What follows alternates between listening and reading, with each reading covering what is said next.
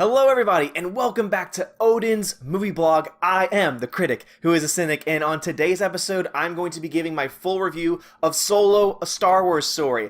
I just want to get started off by saying that this first part's going to be spoiler-free, and so it's only going to contain information that was in the trailers, and I'm going to get into spoiler territory towards the end, and I will announce when I'm about to talk about some spoilers, and so don't worry about that if you are wanting to see this film, if you're one of the, looks like few people who actually want to see this film. I'm not going to spoil it for you guys, and so just be prepared for that. So, again, I will warn you when the spoilers are about to come in. So the basic premise of this film is it follows Han Solo from his very beginnings, from when he was a little bit younger, and a new character, Kira, who's played by Emilia Clarke, and they have a relationship, and eventually they are separated, and they develop into the people that we come to know in the present that this future takes place in. So, if that made any sense at all. So let me start off with some of the positives with this film. So there aren't too many positives, but the one thing I will say is Chewbacca is awesome in this film. I forgot how awesome of a character Chewbacca was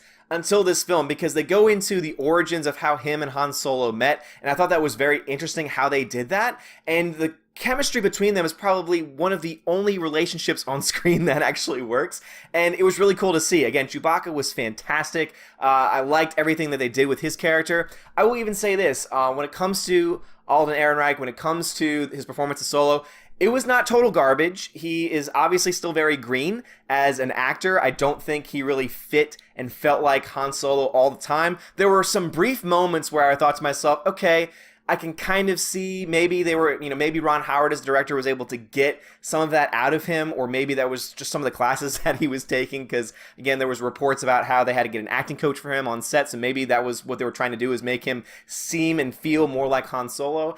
And it does hit on time, but overall it's mostly a miss. And that is also too, now getting into the negatives, because that's pretty much the only positive that I can really talk about before getting into spoilers, is Chewbacca is great. But the biggest problem with this film is that the relationships just don't work. The relationships don't really make any sense. They feel very flat. There's no chemistry between the characters. I mean, Han Solo and Kira, who's supposed to be romantically involved with each other, it just feels so static. It feels so stale. I just don't believe it. I just don't believe that these two people on screen are actually in love with each other or have feelings for each other. And this comes to play a little bit later on in the film when their characters develop a little bit more. Some of their backstory is developed as well. And it just doesn't really work. It just doesn't really feel right. And that really goes with all the relationships too. And one big criticism I'm going to have that probably some people are going to disagree with me on is, I do not think Donald Glover was a really good Lando Calrissian. The entire time that he was on screen, I thought to myself, okay, I can tell that you're acting. And when you can tell someone's acting, when they're laying it on so thick, because it's not that he wasn't being Lando as far as the Lando that we know from the original trilogy, it was more of that he was almost forcing it on him. And he wasn't doing it well.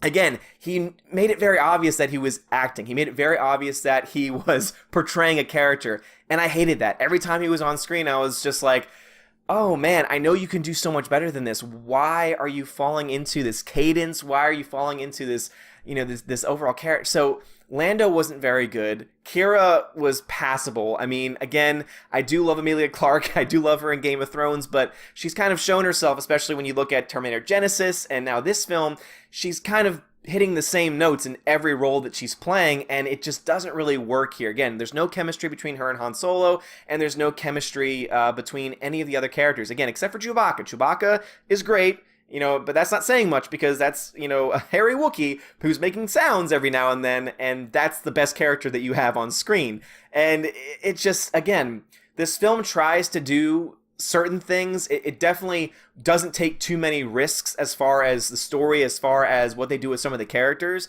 but it's just bland. The entire time I'm sitting there, I was thinking to myself, okay, so why was this movie made? What was the purpose of this film? Did we really need this film? Does it really develop the story? And there are a couple of parts, which I'll get into with the spoiler part, where it does kind of it opens up the universe a little bit more, which I thought was really cool. But for the most part, it just feels very safe. It feels very bland. It just does not really work altogether. And that really comes from the fact that the characters are just not compelling. Again, Lando is just not very compelling. Again, Donald Glover just is hamming it up, and you can tell he's acting, and I hate when actors do that. Again, it just makes things so annoying. You have, Alden Ehrenreich, who is just okay.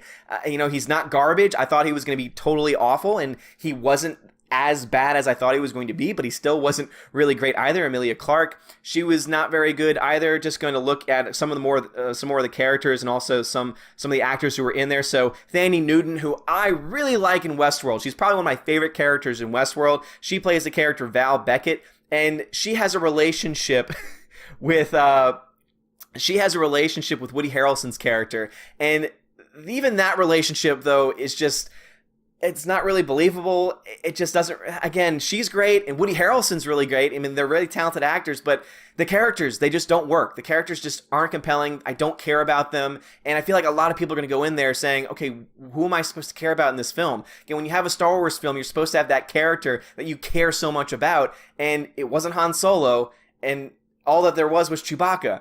And as much as I would love to see a Chewbacca film, not really. I mean, again, I love Chewbacca, but I wouldn't want to see an entire film having to read subtitles and everything with the Wookiee noises constantly. I don't think anyone wants that. But when he's the best part of your movie, when the most compelling performance is coming from Chewbacca, you've got some problems going on with the overall film. So there in the film, you also have, let's see, oh Lord. So you have Phoebe Waller-Bridge, who does the voice of L337. This is the new droid character. This character sucks. I mean, this character, from the moment she's on screen, because it's a female droid, the moment that she's on screen, I was just so freaking annoyed, because it was all, oh, droid rights and freedom, oh, droid rights, oh, you're discriminating. It was just, I just didn't understand. It's like, well, what's the point of this character? I don't care about droid rights. Why should I care about that?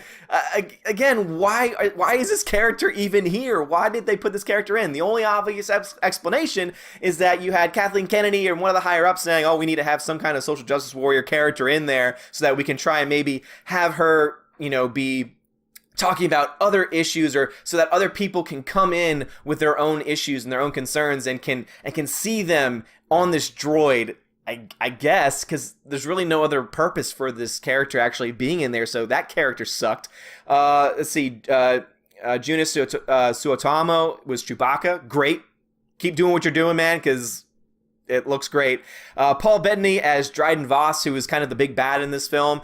I mean, it's Paul Bettany, so he does good. He does good work. He's menacing at times, but even then, I don't really understand his motivations. I don't really know much about his backstory, and so in the end, he's a villain I just don't care about. He's not one of the best Star Wars villains that we've had, and overall, he's pretty boring. And then the last major character that's in there is Enfys Nest. I don't really know how to pronounce it. Enfys Nest, the thing is the way it is, and it was revealed that she's a girl, but we already knew that going in because they were kind of trying to say, oh, who's this gonna be? We all knew it was gonna be a female character. There's nothing wrong with that. Again, she does a great job. Erin Kellyman, really, really cool character. I think that's one of the few characters where I'm actually interested to see where they take her if they do future films. I hope they don't do a solo sequel, but with the universe that they open up, they're able to have some options when it comes to this. And she's one of the characters that they could hold over from this franchise, from this new film, that would actually make sense, that it would actually be one that I would actually maybe want to see.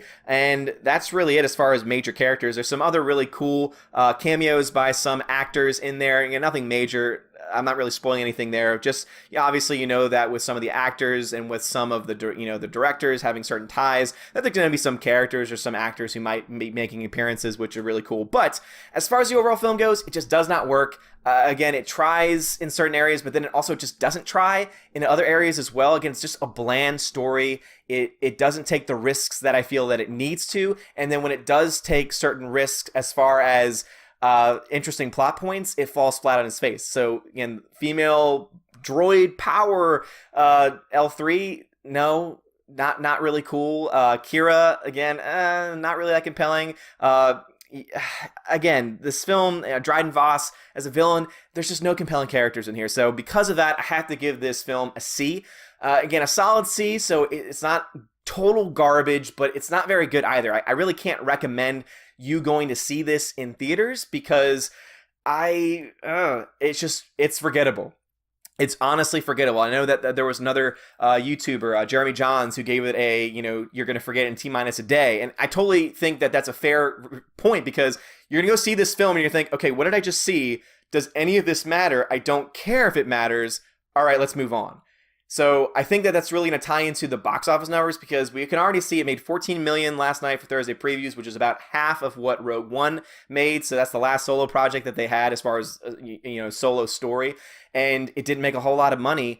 And I just don't see how it's going to make a lot of money just based on the projections and how they've been dropping more and more. And I think that we're going to see small numbers this weekend, maybe 120, 125 million for the 4-day weekend, which is not really good. And then we're going to see like a 60% drop, because word of mouth on this film is just going to be bad. Because if it's not, I hated this film, or there are some who say, I like this film or I love this film, a lot more people are just going to be in that middle ground of, it's okay, I wouldn't bother seeing it. And so it's not that the movie's not going to make money because there's people who are actively trying to boycott it. And, there is obviously a group out there, and I support them, because just like them, I want to see some major change at the top of the food chain there. But I can at least understand that there's still going to be this huge group of people in the middle who are like me, where it's just that C range where it's like, you don't have to see it. You're really not going to miss anything. I can spoil for you the one really cool moment in there that I think is worth talking about and could lead to something cool down the road. And that's what I'm going to get to right now. So starting now, I'm going to talk about spoilers. And man, the one really cool part of this film, the part of this film that I was thinking to myself, oh, damn, this is exciting. I hope that they do something with this character. I hope they do something with this universe, is Darth Maul is back. And we all knew that because, they had some tie-ins with the comics. They also had the Rebel series. They had the animated shows that brought into the fact that he survived the fall, that he was cut in half, but he survived, and he has a robot legs, essentially. But it's never been brought into the actual Star Wars universe as far as the films go. And we finally have him on the big screen, and it was really cool, especially that they got the same actor, and they got the voice actor who's done his voice for a couple of times again on the animated series and on a couple other places as well. And so it was really cool that they were able to bring that character in. I feel like that was probably something added in at the last minute. I honestly don't know. I don't know if that was a part of the original plan, or if that was something that was added on later to try and make this film have a moment that people say, oh my God, you have to see this film just to see this one moment. But unfortunately, the rest of the film around that moment just is not very good. So that's why I would rather say to someone, hey, you can skip this movie, but there's one really cool part that I would like to spoil for you if you don't plan on seeing it, because it could lead to some really cool things. I really hope that they bring in Darth Maul into other movies, because Darth Maul is probably one of the coolest villains that we ever had, and his life was so short-lived because he only made it through the very end of episode 1 where he got cut in half, and then he kind of fell into the comics, fell into the animated series, which again is fine, but I think that a lot of us who saw those original prequel films in the theaters were thinking to ourselves, why is he gone? He was one of the best parts of the prequels. He was a badass villain. And so I really hope that they're able to bring him back into the overall universe. And if that's the one good thing this movie can do, then at least it was able to do one good thing, because that's pretty much it as far as really cool moments. They also, oh man, another part, I didn't mention this in the earlier part of the video because I do still feel like it's kind of a spoiler, is how Han gets his name. The fact that he gets the name Solo because he doesn't have a family, and so the guy's just like, oh, Han Solo. It just, the way that it happened, I was just thinking to myself, you've got to be kidding me. Like, at that moment, I facepalmed because I just couldn't believe that Han Solo, one of the most iconic characters in Star Wars, gets his name in this just, he was signing up for the Imperial Army so that he could somehow get a ship and, fly back to this crap planet to save his love, who I didn't believe the romance, and so can we really call it love? I mean, that's just the kind of movie that we're dealing with here, though. I mean, it just doesn't work on so many different levels, other than the Darth Maul appearance, which is awesome, which is really cool, and I kind of wanted to see that character come back again a couple more times in the film. But, that's the other thing to talk about, is that this film feels like it's 2 hours and 45 minutes. It feels like it lasts forever. And the whole time I'm checking my watch and I'm thinking to myself, oh, when is this movie going to end? And when are they going to fight the big bad? And who's the big bad? And just, it's so convoluted. So all I can say is, for those boycotting the film, you're not missing much. For those who are on the fence, you don't have to see this film. And again, if you've watched it this far, that's the one cool part. So if you want to see the movie just to see Darth Maul back on the big screen, go right ahead, because I think that's a really cool thing. I don't think we're going to get a good Darth Maul story, though, as long as Kathleen Kennedy is on top, as we've seen with Solo, as we've seen with all the Star Wars films that we've been getting, where each film has progressively gotten worse and worse and worse because they're focusing so much more on the narrative outside of the film that now it's starting to get into the film. So you had the narrative of, oh, well, Lando, oh, he's pansexual, and Donald Glover saying, oh, I could say that, you could say that, he would pretty much make love with pretty much anything in the universe. And then you watch the film and you think to yourself, okay, so he's not lying, because that's totally how they play the character, and it's not good. It's awful. There's this romance between him and L3 that randomly comes about that is just really weird and stupid.